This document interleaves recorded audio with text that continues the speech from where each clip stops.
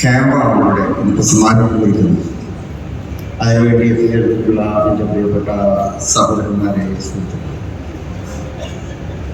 നമ്മുടെ പ്രസ്ഥാനത്തിൻ്റെ 100ാം വാർഷികം എന്ന ചരിത്ര സംഭവത്തിനാണ് നമ്മൾ എല്ലാവരും ഇപ്പോൾ സാക്ഷ്യം വഹിച്ചുകൊണ്ടിരിക്കുന്നത്. കേരളീയ ഉമ്മത്ത് ഏറെ ആഗ്രഹിച്ച ഒരു ദിനമാണ് എന്ന് നമുക്കറിയാം. ഇവിടെ വന്ന് എന്തെങ്കിലും സംസാരിക്കാൻ തുടങ്ങുമ്പോൾ ആ സംസാരം വാക്കുകളിലൂടെ ആവില്ല, ഹൃദയത്തിൽ നിന്നാണ് ഈ സമ്മേളനത്തിൻ്റെ ഈ ഉദ്ഘാടന വേദിയിൽ നമുക്ക് ഈ സദസ്സിനോട് സംവദിക്കുവാൻ സാധിക്കും. നിങ്ങളും അങ്ങനെ തന്നെയാണ്. നിങ്ങളും നിങ്ങളുടെ ഹൃദയത്തെ മുന്നിൽ വെച്ചുകൊണ്ടാണ് ഈ പന്തലിൽ വന്ന് നിറഞ്ഞു നിൽക്കുന്നത്. ഞാൻ വാസ്തവത്തിൽ ഓർക്കുകയായിരുന്നു, ഒരു 4 നൂറ്റാണ്ട് മുമ്പത്തെ ചില ഓർമ്മകൾ. വാതിലൂർ എന്ന സമസ്ത കേരള സുന്നി വിദ്യാർത്ഥി ഫെഡറേഷന്റെ ദശവാർഷിക സമ്മേളനം കുറ്റിപ്പുറത്ത് നിളാതീരത്ത് നടന്നിരുന്നു. അന്ന് ഇതുപോലെയുള്ള സെറ്റപ്പൊന്നും ഉണ്ടായിരുന്നില്ല. കാരണം അന്ന് വിദ്യാർത്ഥി സംഘടനയാണ്, അതിൻ്റെതായിട്ടുള്ള ബുദ്ധിമുട്ടൊക്കെ ഉണ്ടായിരുന്നു. പക്ഷേ അവിടെയും നിറഞ്ഞു നിന്ന പന്തലിൽ കേരളത്തിൻ്റെ നാനാ ഭാഗങ്ങളിൽ നിന്നുള്ള വിദ്യാർത്ഥി സുഹൃത്തുക്കൾ അവിടെ വന്നതോട് അവിടുത്തെ ക്ലാസ്സുകളും അവിടുത്തെ മറ്റ്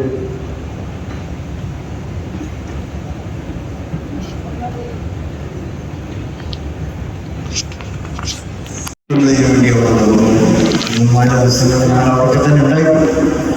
ആ പന്തലിങ്ങനെ അങ്ങോട്ടും ഇങ്ങോട്ടും നടന്നതും അവിടെ എല്ലാവരുമായി സ്വീകരിച്ചതും എല്ലാവരോടും സൗഹൃദം പങ്കിട്ടതൊക്കെ ഈ വേദിയിൽ നിന്നുകൊണ്ട് ഞാനിങ്ങനെ നോക്കുകയാണ്. ഇവിടെ നിങ്ങളുടെ ഒപ്പം ഒന്ന് ഇരിക്കാനൊക്കെ ആഗ്രഹമില്ലായിട്ടില്ല. പക്ഷേ ഇപ്പോൾ അങ്ങനെ വരാൻ ബുദ്ധിമുട്ടാണ്. അതുകൊണ്ടാണ് ഏതായാലും മനസ്സ് എപ്പോഴും ഈ സദസ്സിനോടൊപ്പം തന്നെ ഉണ്ട് എന്ന് പറയുവാൻ കൂടി ഞാൻ സമയം ഉപയോഗപ്പെടുത്തുകയാണ്. നമ്മളൊരു സംഘടനയുടെ വാർഷികമല്ല ആഘോഷിക്കുന്നത്. ഒരു സംഘടനയുടെ വാർഷികം എന്ന് പറയുമ്പോൾ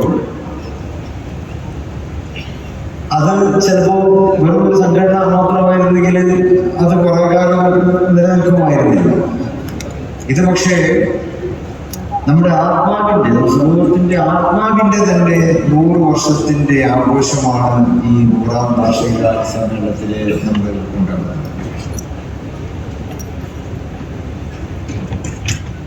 മാർഗം നഷ്ടപ്പെടുമോ എന്ന് ഭയപ്പെട്ടിരുന്ന ഒരു സമൂഹത്തിന് മുമ്പിലാണ് യഥാർത്ഥ വഴി, അതിന് ത്വരീഖ് എന്ന്, അതിന് ഖലാസ് എന്ന്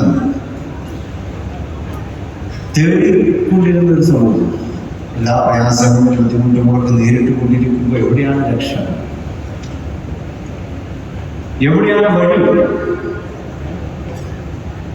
എന്ന് ആലോചിച്ചു കൊണ്ടിരിക്കുന്നവരുടെ മുമ്പിലാണ് സമസ്ത കേരള ജീവിതത്തിലൊരു ഇതാണ് യഥാർത്ഥ വഴി, ഇതാണ് രക്ഷയിലേക്കുള്ള മാർഗം എന്ന് കേരളീയ മുസ്ലിം സമൂഹത്തിന് ബോധ്യപ്പെടുത്തിയിരിക്കുന്നു.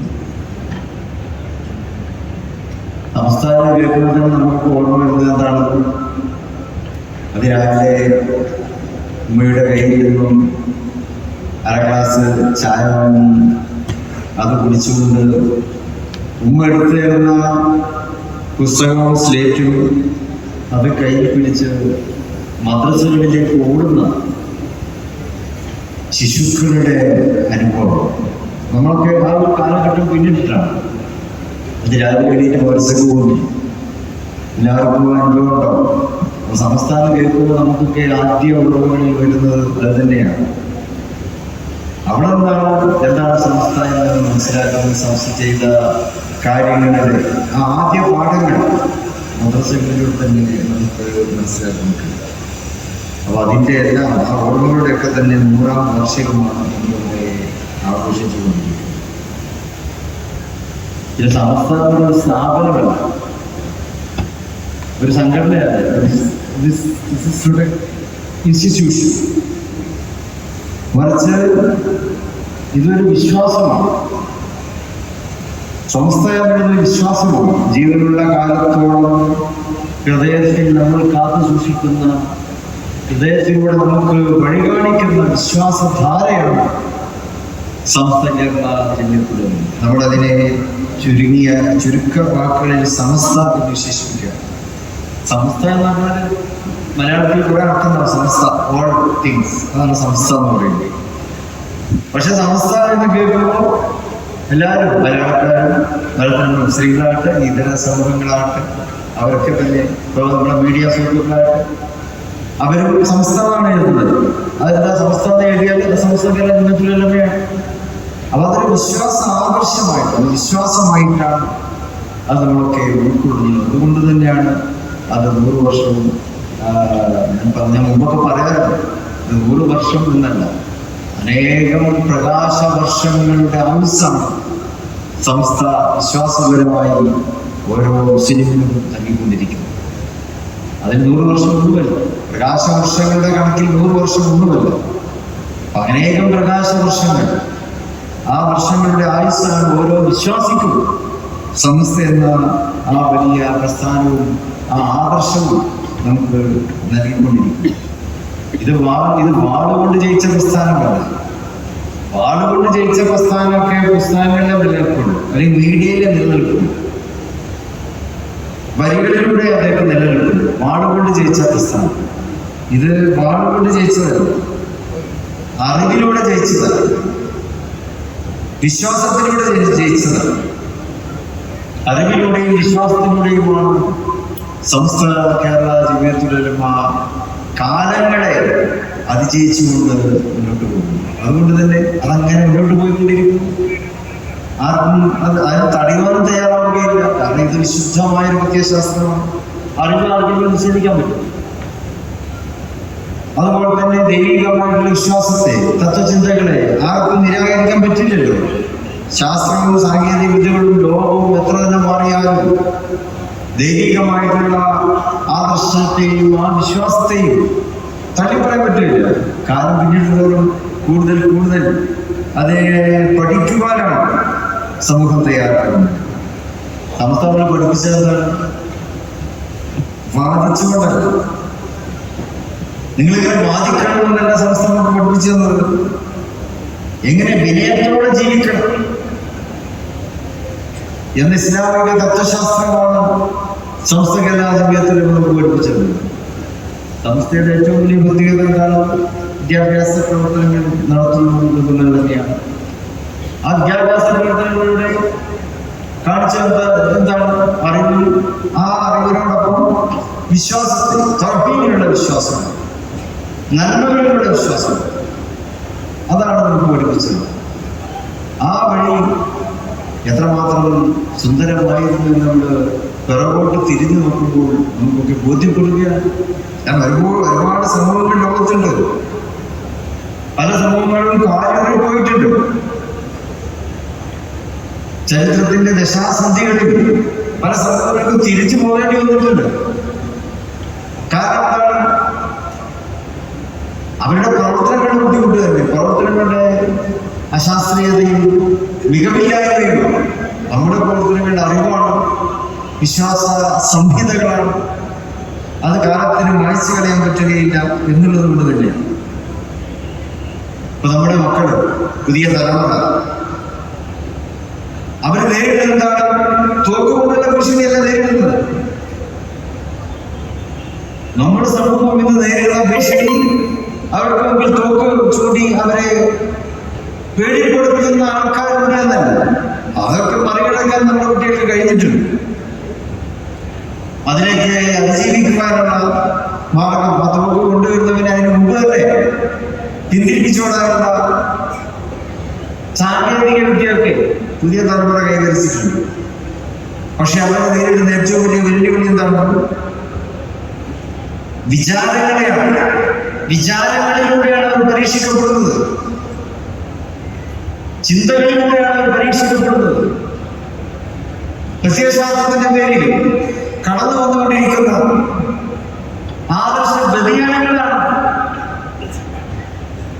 അവരെ പരീക്ഷിച്ചുകൊണ്ടിരിക്കുന്നത്. അവിടെയാണ് സംസ്ഥാന കേരള ജമിയത്തുൽ ഉലമ എന്ന ആദർശ പ്രസ്ഥാനം ആ പ്രതിരോധത്തിൻ്റെ ശക്തിയും ആ പ്രതിരോധത്തിൻ്റെ ആവശ്യകതയും അവിടെയാണ് നമുക്ക് ചൂണ്ടിക്കാണിക്കാൻ കഴിയുന്നത്. അപ്പൊ അതുകൊണ്ട് സംസ്ഥയെ രക്ഷിക്കേണ്ടത് നമുക്ക് വേണ്ടിയല്ല. നമ്മളൊക്കെ ജീവിക്കുന്ന ഈ ഒരു സമൂഹത്തിന് സംസ്ഥ എന്നോ രക്ഷ നൽകിയിട്ടുണ്ട്. നമ്മളൊക്കെ ചെറുപ്പകാലത്തൊട്ട് തന്നെ അതിൽ പ്രവർത്തിക്കുന്നതുകൊണ്ട് നമുക്ക് അതിനെ രക്ഷ കിട്ടിയിട്ടുണ്ട്. ഇനി ഇതിനെ നിലനിർത്തേണ്ടത് നമ്മുടെ മക്കളെ രക്ഷപ്പെടുത്താനാണ്. അതാണ് നമ്മൾ മനസ്സിലാക്കുന്നത്. വരാനിരിക്കുന്ന ജനിക്കുന്ന നമ്മുടെ മക്കൾ, പുതിയ തലമുറ, വരാനിരിക്കുന്ന ആ സമൂഹത്തെ രക്ഷപ്പെടുത്തണം. ആ സമൂഹത്തിനെ നേരിടാനുള്ളത് ഇന്ന് നമ്മൾ കാണുന്ന കാര്യങ്ങളല്ല. ഇപ്പൊ നമ്മുടെ IT-യിലും റോബോട്ടിക്കിലും ഒക്കെ എത്തിയിട്ടുള്ളൂ, AI-യിലൊക്കെ എപ്പോൾ എത്തിയിട്ടുള്ളൂ. കുറച്ചുകൂടി കഴിഞ്ഞാൽ ഇതിലും അഡ്വാൻസ്ഡ് ആയിട്ടുള്ള കാര്യങ്ങൾ ലോകത്ത് വരും. അതിനായിരിക്കും അവർക്ക് നേരിടേണ്ടി വരിക. അപ്പൊ അവിടെ വിശ്വാസത്തിൽ ഊന്നി നിന്നുകൊണ്ട് പ്രതിരോധിക്കേണ്ടി വരും.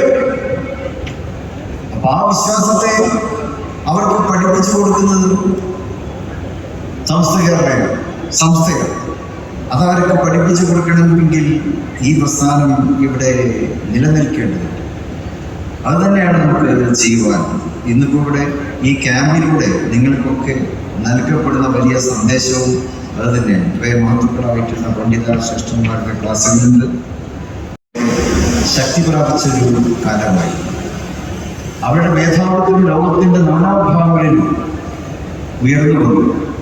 അവർ വിചാരിക്കുന്നതായിരുന്നു ലോകം, പ്രത്യേകിച്ച് കൊളോണിയൽ വ്യവസ്ഥ, അതൊക്കെ അന്നാണ് ഉണ്ടായിട്ടുള്ളത്. സാമ്രാജ്യത്തിൻ്റെ ആ ഒരു വലിയ മുഷ്കിന് മുമ്പിൽ ലോകം മുട്ടുമുടക്കിയിരുന്നൊരു കാലം 19-ാം നൂറ്റാണ്ടിൻ്റെ ആരംഭത്തിൽ, 18-ാം നൂറ്റാണ്ടിൻ്റെ അവസാനം അത് ലോകത്ത് നിലനിന്നു.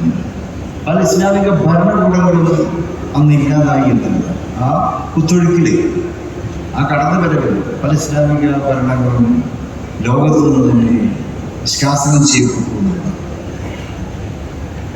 അപ്പോൾ പല വിധത്തിലുള്ള വ്യതിയാനങ്ങൾക്കും മരുന്നിട്ടും യൂറോപ്യൻ ആധുനികതയുടെ യുക്തിവാദ മാനദണ്ഡങ്ങൾ അതൊക്കെയാണ് പ്രചരിപ്പിക്കുവാൻ ശ്രമിച്ചത്. ആ യൂറോപ്യൻ കൾച്ചറിൽ അതായിരിക്കണം ലോകത്തിനുണ്ടായിരിക്കേണ്ടത് എന്നൊക്കെയുള്ള രീതിയിലുള്ള പ്രചാരണങ്ങളാണ് നമ്മുടെ ലോകത്തിലാണ്.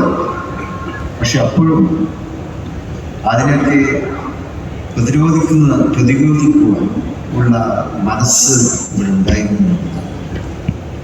പാരമ്പര്യങ്ങളിലും മൂല്യങ്ങളിലും അടിയുറച്ചുകൊണ്ട് തന്നെ ആ കാലത്തെ ലോകക്രമത്തിൽ ഇസ്ലാമിൻ്റെ തിരിച്ചുവരവ് സാധ്യമാണ് എന്ന് വിശ്വസിക്കുന്ന സമൂഹവും ഉണ്ടായിരുന്നു എന്ന ചരിത്രം വെളിപ്പെടുത്തുന്നു.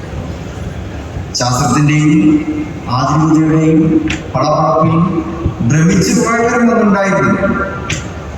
അവർ പല സ്വാധീനവും ചെലുത്തി. പക്ഷെ അതിനൊക്കെ അതിജയിക്കുവാൻ കൈവത്തി തോന്നിയിരുന്ന വിശ്വാസത്തിൻ്റെ ഊർജത്തിൽ മുന്നോട്ട് പോയ സമൂഹം അവര് ലോകത്തുണ്ടായി. അത് കേരളത്തിലും ഉണ്ടായി എന്നുള്ളതാണ്.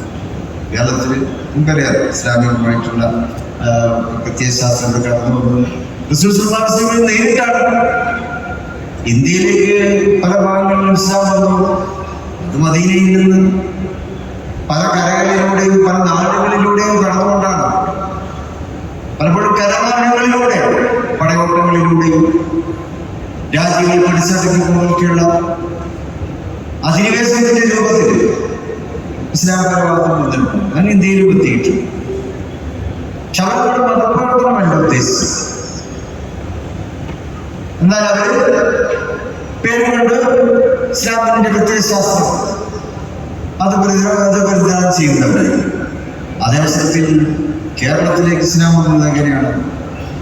അത് പരിശുദ്ധ പൗലോസ്യുടെ ആ തിരു കാലഘട്ടത്തിൽ തന്നെ മാലിക് ദീനാറിന്റെ മുന്നിലേക്ക് കടന്നു വരുന്നു. അവിടുത്തെ യഥാർത്ഥ ജീവിത രീതികളുമായിട്ട് അത് കേരളത്തിലേക്ക് വന്നു. കേരളീയ സമൂഹം അത് ഉൾക്കൊണ്ടു. ഏറ്റക്കുറച്ചുകൾ കൂടാതെ അത് മനസ്സുകൊണ്ട് സ്വീകരിച്ചു. അന്നിവിടെ ഉണ്ടായിരുന്ന ഹൈന്ദവ സമൂഹങ്ങൾ അവരും കേരളത്തിലേക്ക് വന്ന ഇസ്ലാമിക പ്രബോധകരെ സ്വീകരിച്ച ചരിത്രം ഇന്ന് പലരും അകൽച്ചയുടെയും വിദ്വേഷത്തിന്റെയും എതിർപ്പിന്റെയും മരണം വഴി മുഴക്കിക്കൊണ്ടിരിക്കുന്ന ഈ കാലത്ത് നമുക്ക് ഓർമ്മിക്കുവാൻ കഴിയുന്നത്, ഓർത്തെടുക്കേണ്ടത് മാലിക് സംഘവും കൊടുങ്ങല്ലൂരിൽ കപ്പലിറങ്ങിയപ്പോൾ അവരെ സർവാത്മന സ്വീകരിച്ച അവിടുത്തെ ഹൈന്ദവ രാജാക്കന്മാരുടെ സമൂഹമായി. അവർ ഗോവയ്ക്ക് വിളിച്ചില്ല, മറിച്ച് ഇളർവീർ നൽകി അവരെ സ്വീകരിച്ചു. ആലിംഗനം ചെയ്തുകൊണ്ട് അവരെ സ്വീകരിച്ചു. ഇസ്ലാമിന്റെ പ്രബോധനത്തിലാണ് അവർ വരുന്നത് എന്ന് അറിഞ്ഞിട്ട് തന്നെ അവർ സ്വീകരിക്കുകയാണ് ഇവിടുത്തെ ഹൈന്ദവ സമൂഹം തയ്യാറായത് എന്നുള്ളത് ഈ കാലഘട്ടത്തിൽ നമുക്ക് ഏറെ സന്തോഷത്തോടെ ആശയോടെ ഓർമ്മിക്കുവാൻ കഴിയുന്ന കാര്യങ്ങളാണ്. അങ്ങനെ മാലിക് ദീനാറ്, അതുപോലെ തന്നെ മഖ്ദൂമുമാര്, മമ്പറം ചെയ്ത അലവി, ഒരു ദബീല തങ്ങളപ്പോൾ സമർഖാദി തുടങ്ങിയിട്ടുള്ളവരിലൂടെ ഇസ്ലാമിന്റെ പരിണാമം കേരളീയ സമൂഹത്തെ പ്രകാശമാനമാക്കിയെന്നുള്ളതാണ് ചരിത്രം നമുക്ക് കാണിച്ചു തരുന്ന വസ്തുത. അപ്പൊ അവയൊക്കെ വീണ്ടും വീണ്ടും അതിനെ പ്രോത്സാഹിപ്പിച്ചുകൊണ്ടും വളർത്തിക്കൊണ്ടും നമുക്ക് മുന്നോട്ട് പോകേണ്ടതുണ്ട്. തീർച്ചയായിട്ടും ഈ 100ാം വാർഷിക സമ്മേളനം ആ നേട്ടങ്ങളുടെ ഊർജം നമുക്ക് നൽകി ഇനി വരാനിരിക്കുന്ന കാലത്തും നമ്മുടെ സമൂഹത്തെ ഞാൻ നേരത്തെ പറഞ്ഞ പോലെ പുതിയ തലമുറയെ യഥാർത്ഥ ദീനിന്റെ വഴികളിലേക്ക് നയിക്കുവാനുള്ള ഒരു നല്ല തീരുമാനവുമായിട്ടായിരിക്കണം നമ്മൾ ഇവിടുന്ന് പിരിഞ്ഞു പോകേണ്ടത്. ഇതൊരു പ്രതിജ്ഞാബദ്ധമായ സദസ്സാണ്. പലരും നമുക്ക് വിട്ടുപോയിട്ടുണ്ട്, പല വീഴ്ചകളും നമുക്ക് സംഭവിച്ചു പോയിട്ടുണ്ടാവും. എല്ലാ വീഴ്ചകളെയും പരിഹരിച്ചു തരുന്നവരാണ് രാജാധിരാജന്മാരെന്ന്. വീഴ്ചകളില്ലാത്ത മനുഷ്യനെ ഉണ്ടാവില്ലല്ലോ. അപ്പൊ അതുകൊണ്ട് തന്നെ വീഴ്ചകൾ സംഭവിച്ചിട്ടുണ്ടാവും. ആ വീഴ്ചകളെ എണ്ണിപ്പറന്ന് അള്ളാഹുവിൽ പശ്ചാത്താപബോധത്തോടെ നമുക്കിനിയും മുന്നോട്ട് പോകുന്നു. അള്ളാഹുവിൽ വീഴ്ച എണ്ണി പറയുന്നതിനെ അള്ളാഹു തള്ളിക്കളയുകയില്ല. അവനത് ഇഷ്ടമാണ്. അവനോട് അങ്ങനെയുള്ളവർക്ക് പുറത്തു കൊടുക്കേണ്ടത് എന്റെ കടമയാണ് എന്നും രാജാധിരാജനെ അവർ പറയുക. അതുകൊണ്ട് തന്നെ തെറ്റുകുറ്റങ്ങളും വീഴ്ചകളും ഒക്കെ വന്നു പോയിട്ടുണ്ടെങ്കിൽ അതിനൊക്കെ അള്ളാഹുവിന്റെ പേരിൽ അതിനെയൊക്കെ മറന്നുകൊണ്ട് അള്ളാഹുവിനോട് കേണപേക്ഷിച്ചുകൊണ്ട് ശുദ്ധ ഹൃദയത്തോടെ നമുക്കിനിയും നമ്മുടെ പ്രവർത്തനങ്ങളിലൂടെ മുന്നോട്ട് പോകണം. ലോകത്തിന്റെ പല രാജ്യങ്ങളിലും ഇസ്ലാം മുന്നേറിയിട്ടുണ്ട്. ഒരു കാലത്ത് കൊർദോബ, ബഗ്ദാദ്, യൂറോപ്പിലെ ഗ്രാനഡ, അതൊക്കെ തന്നെ ഇസ്ലാമിക പൈതൃകത്തിന്റെ ഉജ്ജ്വലമായിട്ടുള്ള കേന്ദ്രങ്ങളായിരുന്നു. വിദ്യാഭ്യാസവും ശാസ്ത്രവും ഗവേഷണവും എല്ലാം നടന്ന കേന്ദ്രങ്ങൾ. അതിന്റെ ചൂട് പിടിച്ചുകൊണ്ട് ഒരുപാട് നഗരങ്ങൾ ലോകത്തുണ്ടായി. പക്ഷെ ഇന്നൊന്നും കാണുന്നില്ല. ഇന്നവയൊക്കെ മാറിപ്പോയിരിക്കും. എന്തുകൊണ്ടും അതേക്കുറിച്ച് പഠിക്കുന്നവർ പറയുന്നത് എന്തായിരുന്നു? മുസ്ലിം സമൂഹത്തിൽ ഐക്യമില്ലായിരുന്നു. മുസ്ലിം സമൂഹത്തിന്റെ ഐക്യവും അവരുടെ വിശ്വാസത്തിൽ വന്ന പാളിച്ചവും അവർ മറ്റു പലതിന്റെയും പിറകെ പോയപ്പോൾ, പ്രലോഭനങ്ങളുടെയും പ്രകോപനങ്ങളുടെയും പിറകെ പോയപ്പോൾ അവർക്ക് അതെല്ലാം നഷ്ടപ്പെട്ടു എന്നാണ് ചരിത്രം നമുക്ക് പഠിപ്പിച്ചത്. അപ്പോൾ നമുക്ക് നമ്മുടെ ഐക്യം കാത്തു സൂക്ഷിക്കണം. തർക്കിച്ചുകൊണ്ടൊന്നും നമുക്ക് നേടാൻ ഇല്ലല്ലോ. എന്നാലും ഒരുമിച്ചിരുന്നാൽ നമുക്ക് പലതും കിടക്കും. പിന്നെ ഭിന്നിച്ചിരിക്കുന്നതിനേക്കാളും അല്ലെങ്കിൽ ഭിന്നിക്കാനുണ്ടാകുന്നതിനേക്കാളും 1000 കാരണങ്ങൾ നമുക്ക് ഒന്നിക്കുവാനുണ്ട് എന്നുള്ളതാണ്. പക്ഷെ പലപ്പോഴും നമ്മളത് മറന്നു പോവുകയാണ്. നമ്മൾ ഓർക്കേണ്ടതാണ്. ഭിന്നിക്കുന്നതിനേക്കാളും 1000 കാരണങ്ങൾ നമുക്ക് ഒരുമിച്ച് ഇരിക്കുവാൻ, അതൊക്കെ ഓർമ്മിക്കുവാനാണ് ഇതുപോലെയുള്ള ഇരുത്തങ്ങൾ, ഇതുപോലെയുള്ള സദസ്സുകൾ, ഇതുപോലെയുള്ള നമ്മുടെ സംഗമങ്ങൾ എന്ന് മനസ്സിലാക്കി നമുക്ക് ഒറ്റക്കെട്ടായി ഇനിയും ബീച്ചുകളിലേക്ക് പോകാൻ നമ്മളെ തന്നെ അനുവദിക്കാതെ. കാരണം സംസ്ഥയുടെ വിജയം എന്നുള്ളത് സമൂഹത്തിന്റെ വിജയം. ഇന്ന് കേരളം മത സൗഹാർദ്ദത്തിന്റെ ഉജ്ജ്വല കേന്ദ്രമാണ്.